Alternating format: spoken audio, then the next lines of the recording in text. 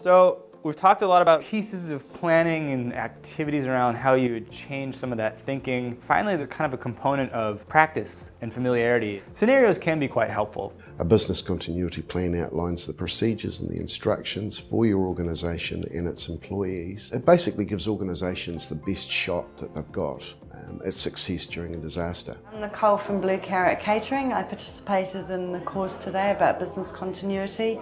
I actually found it really invaluable because now I'm going to look at having everything in place and then we're ready to go and able to deal with whatever comes to us.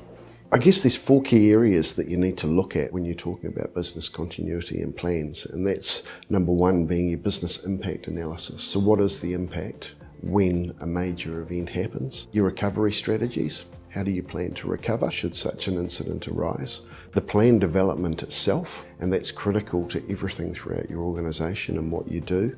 And the last thing is the testing, the exercises to test what you've got in your analysis. As a nation of small to medium enterprises, it's important that we put a lot more sustainable resources behind businesses and their ability to be able to recover from any event that might happen.